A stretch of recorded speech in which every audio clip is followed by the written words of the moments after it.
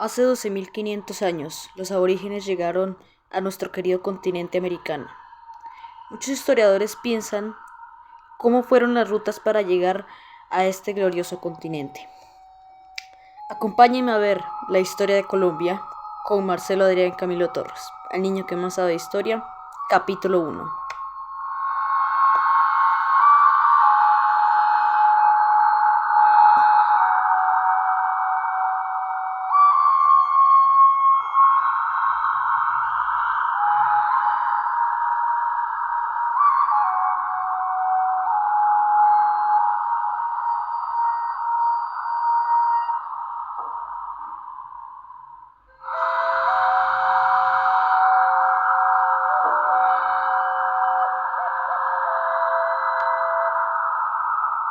Hace 12.500 años, como les contaba, llegaba el hombre aborigen al continente americano. El historiador Florentino Amegrio decía que el hombre de la Tierra se había creado en América, lo cual no es cierto.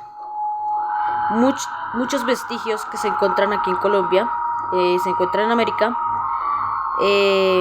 comprueban, aunque son muy recientes, comprueban que el hombre no es americano. Es más bien de una raza africana. Lucy, uno de los fósiles más antiguos que existe, es prueba de ello. Como les dije, el hombre americano llegaría a este continente. Aquí se crearon demasiadas culturas. Una de las más antiguas son los olmecas, la predecesora de las culturas mayas. A nivel intelectual, los olmecas eran bastante asombrosos en su inteligencia, aunque no se sepa mucho de esta cultura. Después de esto, se crearon las tres grandes culturas americanas: los mayas, los aztecas y los incas. Pero también aquí sobresalen otras culturas bastante importantes, y una de ellas fue la nuestra, la cultura muisca, que podríamos considerarla como la más importante junto con la cultura tairona. Fueron las que sobresalieron aquí en nuestro país. La cultura muisca se identificaba por ser una de las más grandes. Abarcaba desde cerca los llanos orientales hasta Santander, en el actual Santander. Era una de las culturas más avanzadas. Se destacaba por la orfebrería por ejemplo. La orfebrería es hacer objetos de oro. Gracias a esto, los indígenas tenían muchas cosas que hoy serían símbolo de la cultura popular, por ejemplo los piercing o narigueras. Los piercing fueron originalmente una especie de ritos aztecas que luego llegaron a nuestras culturas sudamericanas. Según el libro Historia Básica de Colombia, del profesor Javier Ocampo López, página 30, decía: a la llegada de los españoles al territorio colombiano, el pueblo indígena más adelantado era el chibcha o el muisca, en el altiplano cundiboyacense. Con la cultura tairona de la Sierra Nevada de Santa Marta en Colombia, aborigen fueron los dos pueblos más avanzados de la zona noroccidental de Sudamérica. En el área de la meseta cundiboyacense, los chibchas se dividían en los siguientes cacicazgos: Bacatá, dominio del Zipa; Unza, dominio del Saque; Tundama, Susa y Guatavita. Los muiscas del altiplano cundiboyacense alcanzaron notables avances en las técnicas de la agricultura. Cultivaban el maíz, la papa, la batata, la quinoa y otros productos agrícolas. También cultivaron el algodón y el tabaco.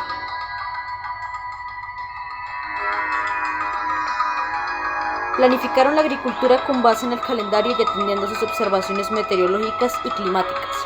Utilizaban las terrazas para sus cultivos. Una de las actividades artesanales más importantes del pueblo chibcha-muisca fue la alfarería, con gran variedad y calidad de la cerámica, destacando sus figuras antropomorfas, utensilios de cocina, vasijas de barro, adornos, etc.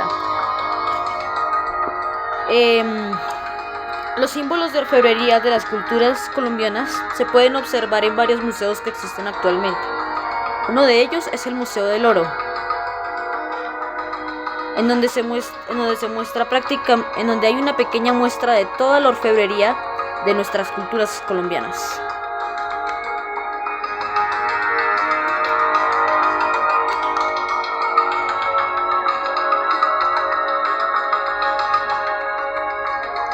Otra de sus actividades fue la orfebrería, la cual perfeccionaron con variadas y complejas técnicas metalúrgicas, y entre ellas los trabajos en tumbaga, con la aleación de oro y cobre y la fundición de cera perdida. Entre estos también salieron la obsidiana, que era uno de los elementos más importantes y más resistentes. Se distinguen las bellas representaciones antropomorfas y zoomorfas para los tunjos u ofrendas de adornos en oro para los caciques y señores principales, y los adornos para las residencias, señalar el adelanto artístico de sus pueblos. El oro lo obtendrían de sus relaciones comerciales con los indios de las riberas del Magdalena. Cambiaban sal, esmeraldas y mantas por oro fundido. Los muiscas utilizaron también el cobre, explotando en Muniquira y Sumapaz para la elaboración de figuras antropomorfas y bastones ceremoniales, e hicieron narigueras, zarcillos, pectorales y otros objetos en cobre. Los chibchas explotaron las minas de sal de Zipaquirá, Sesquile, Nemocón y Tausa. Además del uso doméstico, la sal sirvió para el trueque en el comercio. De la misma forma conocieron el carbón mineral, el cual fue utilizado principalmente por los chibchas de Sogamoso. Desarrollaron una industria de tejidos con una gran variedad de fibras vegetales, principalmente el algodón y el pique. Según la tradición chibcha, Bochica enseñó en sus predicaciones la manera de hilar algodón y de tejar y adornar las mantas, los chibchates, líquiras, lillas, chumbes, etc. y demás elementos del traje chibcha. Hablando de Bochica, también quería hablarles sobre la religión andina. Cada cultura puede tener su propia religión y sus propios dioses. La cultura muisca no era la excepción. El dios del sol era Xua, mientras que el dios de la luna era Chía. El dios de los trabajos era Bochica, por ejemplo. Ustedes pueden investigar más de la cultura muisca, por ejemplo, en Google, actualmente, que es el que tiene toda la información. Pero como íbamos, cada familia tenía su telar, el uso y los torteros para hacer sus hilados. También fue importante la industria plumaria y de las pieles de los animales que cazaban. Los muiscas hacían el comercio por medio de trueque.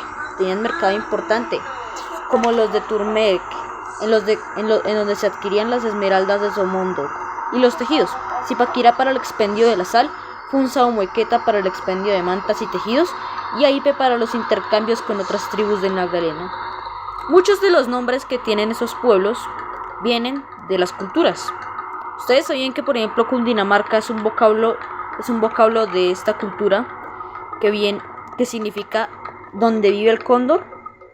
Por ejemplo. O por ejemplo, Bogotá viene de Bacatá, que algunos dicen que significa campo de labranzas y otros dicen que significa la dama de la sabana. También hay otros pueblos que tienen un significado bastante interesante. En Sorocotá los muiscas cambiaban sal, mantas pintadas y esmeraldas por el oro en polvo de los agatés y el algodón que llevaban los guanes. Fray Pedro Simón señala que existían unos tejuelos redondeados de oro fundido, los cuales facilitaban las transacciones comerciales que se hacían con el oro. En la sociedad chibcha existía un tipo de estratificación social, en la cual los caciques y sus familias formaban un estamento superior privilegiado. También influían los sacerdotes o jeques, y los guechas o guerreros. En las divisiones político-administrativas y militares, los caciques estaban asistidos por un consejo de representantes de los cacicazgos y en algunos casos de representantes por los usaques o caciques de alta jerarquía. Después del grupo de privilegiados y dirigentes seguía el pueblo jerarquizado, de acuerdo con el trabajo que realizaban en grupos. Por último, en la escala social estaban los esclavos, que generalmente eran prisioneros de guerra. Como vimos, la cultura muisca no era tan competitiva como con las demás culturas americanas, como por ejemplo la azteca, la inca o la maya.